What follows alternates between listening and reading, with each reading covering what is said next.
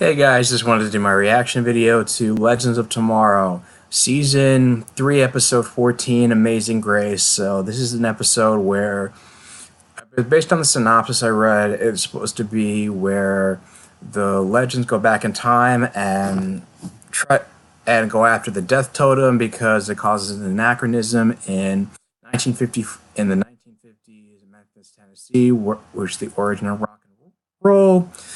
Founded by young Elvis Presley, and they're trying to make sure his music career takes off at the same time. Make sure the Death Totem doesn't wreak any kind of havoc. And I guess the whole episode is supposed to be like Nate teaching Amaya the importance of rock and roll and what it meant to him. And I guess it's supposed to be an episode where Wally and Zari clash apparently and try to. So apparently they're gonna have, and I guess trying to find some kind of common ground to work together, I guess.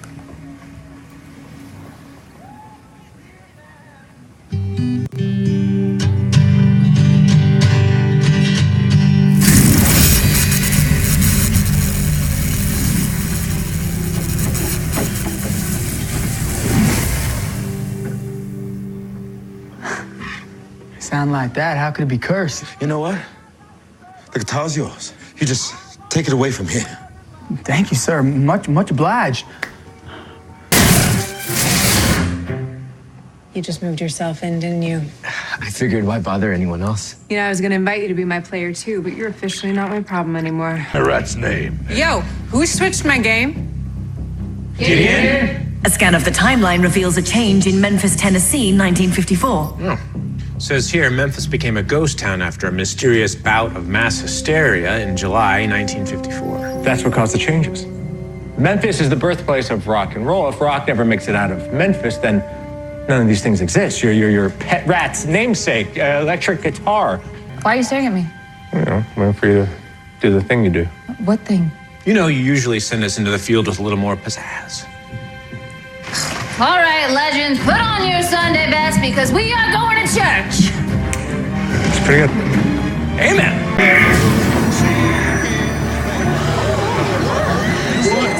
Satan's got a hold of her. What the hell's going on? I told him it's reacting to something. Be gone, Satan. Well, I think she's talking to us. Behold, what you have seen with your very eyes, witnessed in this house of God. That is the act of Satan. Guitar. Now it ain't working right, You don't feel like yourself anymore. Yes, ma'am. And I'll tell you why. Usually when I play, I got my twin brother Jesse up there to back me up. You have a twin brother? He ain't with us no more. Passed when he was a baby, but this guitar of mine, it used to connect me to him. I told you I don't think I'm crazy. Paranormal, as in...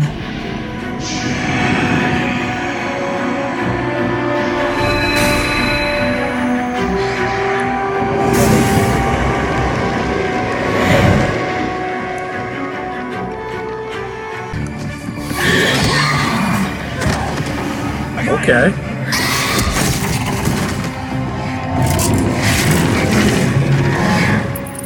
Gonna do whatever it takes to get back to Elvis. Good guess.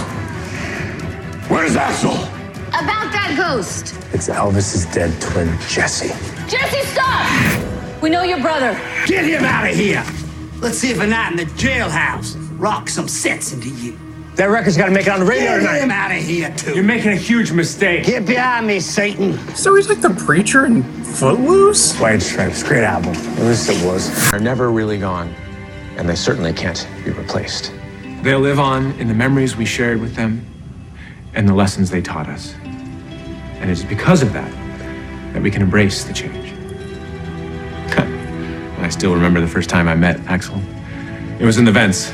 I was Tiny Adam. He was a big rat. Oh, no, you're doing a great job. Thank you. Well then, please join me in a chorus of Sweet Child of Mine. All right, I'll say something. friend. Some might say he was the best of us. Oh my God. You see, my dad, he came into my life pretty late. We couldn't always figure each other out. We didn't always know how to fit into each other's lives until I knew that I just had to go and set out on my own. Truly sorry to hear that, son. I think you might be afraid that you're losing your nephew. But if you both could just try to understand each other, you might actually find something new between you two. You might even find something really special. Now, I know someone that would love to play that record if you're ready to give it a chance. And a lot of young souls would be moved by your nephew's voice. Back to the... On second thought, how about those hymns? Verdi. No, Elvis recorded that song with the death totem. It must have given his music the power to literally raise spirits. You're kidding. Well, this must have been what drives everyone out of Memphis.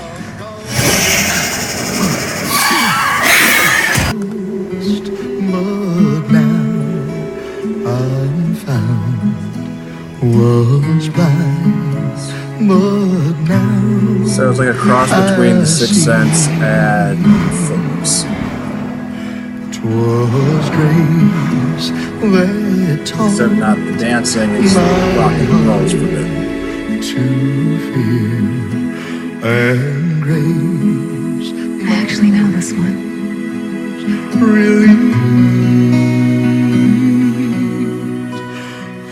Care to dance? Just in that grace appear, the hour I've heard. Axel, what's wrong?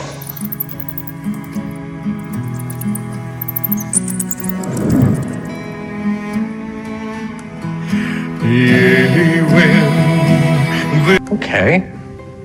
Like some big band stuff? I think I'm at a point where I can appreciate a trumpet solo. No, this is the music of Zambezi. Gideon helped me locate some supposedly lost tracks. I love you, Nathaniel. What? I said there's a lot more where that came from. It's a good thing we got time. Why would she be like so skittish about repeating that?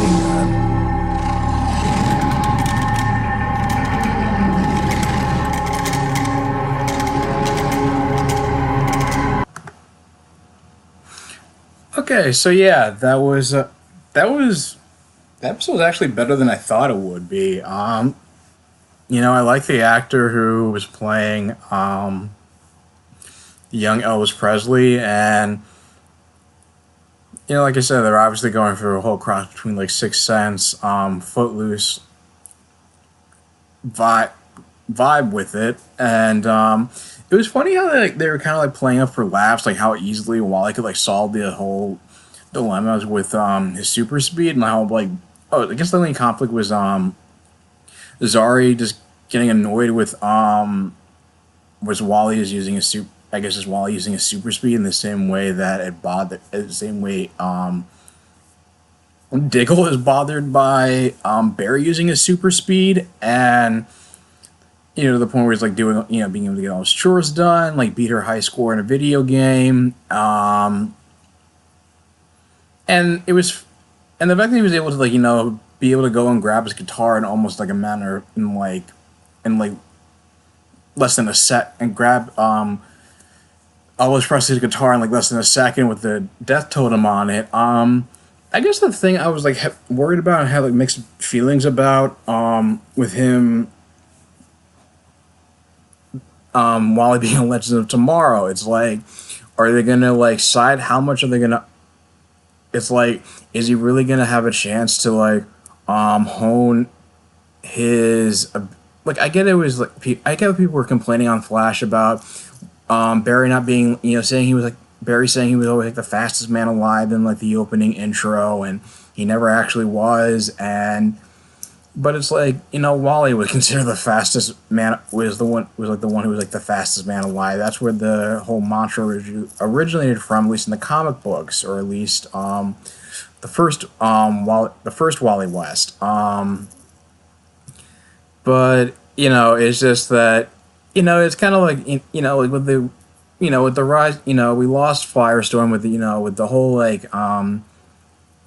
surgence of lack of better terms, with Black Panther and like Black Lightning. It's like I don't want to see like any like this is a good time to feel like I don't want like any kind of black superheroes to be like underutilized or sidelined. But at least he showed that it's like at least he's going he's going fat, maybe not as fast as Barry, but fast enough that he can like move that quickly. And I guess I was just worried about how is Wally going to be able to like hone his abilities, or is this like, are they going to have stuff where they're going to they're going to have him, they're only going to like have him use his powers only so much, kind of like with Firestorm, where there was like let's be honest, as much as people love Jackson, Martin Stein, how tragic the latter's death was, it's like they were constantly on the Wave Rider or sideline with some of their subplot because of, and they were never actually, we never saw that much of them as Firestorm because I guess of the budget constraints. And I hope that isn't the case here. And Wally, it's like will he be able to have hone his speed and be able to have his moments to shine, without having anybody to train him, because it's like who better to because he was had Barry and other people to train him, but and we never got to see him how well he was able to utilize his powers during Barry's absence when he was in the Speed Force. But I guess time will tell. Time will tell. And it's like, the season's like, they're like 4 more episodes after this. So, and if he's really going to be a mainstay, and maybe we're going to see him utilized more in season 4 of the show, that'll be great. I guess maybe in the last few episodes, we'll see. But yeah, I guess having like having the stillborn, even though he was like a fully grown man, like having a stillborn ghost of Elvis's twin brother, kind of just like haunting the guitar, and the totem of communicating with the dead. Like, I guess that kind of threw out my theory. I thought it would kind of work like Black Lantern rings in comic books, where it kind of just like raise the dead or create zombies. But I guess that kind of went out the window with the whole like Earth Totem turning that pirate girl into a zombie. So I guess it just like communicates with ghosts. But we've only seen the Death Totem used in 1 episode, so it may still have that ability. Maybe it won't. I just know that it was only like spoiled just from like promotional photos and just from a trailer for next week that Mullis Mullis takes control of Sarah again, and the combined power of that with the Death Totem actually makes her a threat to her own team. And she basically like looks like a cross between like Livewire and Killer Frost. So that was an interesting aesthetic on. And I guess like the whole thing with the whole gimmick with the whole thing with Mick's pet rat Axel dying was just him like not getting.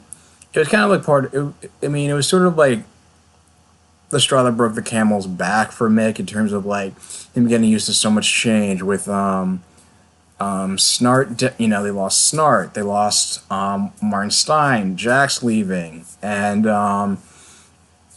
having Wally join the team. It was just sort of like and now it's like he's having a hard time like coping with this much loss over such a short period of time. That at least it feels like he got to say good. I don't know. I guess it was supposed to give him some kind of closure that he got to say goodbye to. That last shot of him saying, talking to the spirit of the Axel was his where he's like, okay, I got to. he got some kind of closure, and like he got to say goodbye to somebody he cared about. Because it's not like he was in the same room. He never got to say goodbye to Snart or Stein, obviously, and I mean, I guess it was like an interesting plot line, you know, Nate being funny about how, you know, how much of he was like an Elvis fanboy and trying to show Amaya how much it meant to his music and rock and roll meant to him, and, you know, that whole, and like the lasting impression that his music had, you know, both on the living and the dead.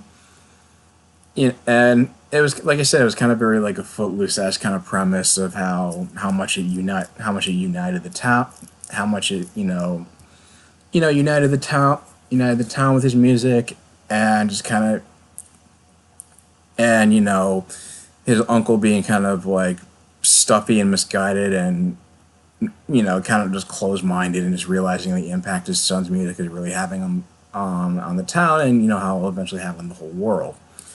You know, but it was kind of a cool shot to see how like the death totem is, how like volatile it is, that it took out an entire Zambezi tribe, and now it's like not even the lockbox that Ray put it in is like keeping it contained. So I'm actually kind of excited to see next week's episode, because we're gonna have like because we're gonna get to the point where it's like they're gonna have to get John Constantine to come back, and apparently Jesse's supposed to make a cameo, so it'll be nice to see her, you know, show up on.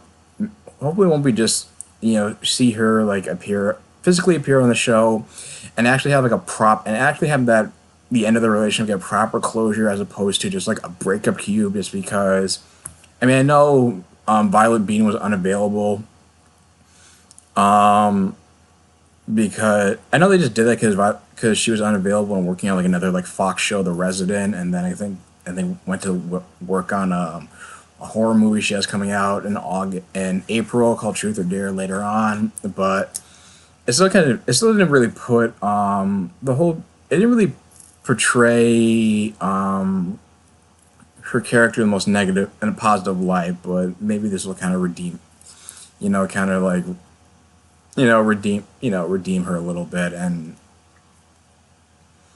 at least as far as, you know, handling that whole breakup situation. But anyway, guys, do you like this episode? Are you looking forward to next week's episode? What are your thoughts on this? Leave your thoughts in the comments down below. If you like this video, like, share, and subscribe, and I will talk to you guys soon. Take care.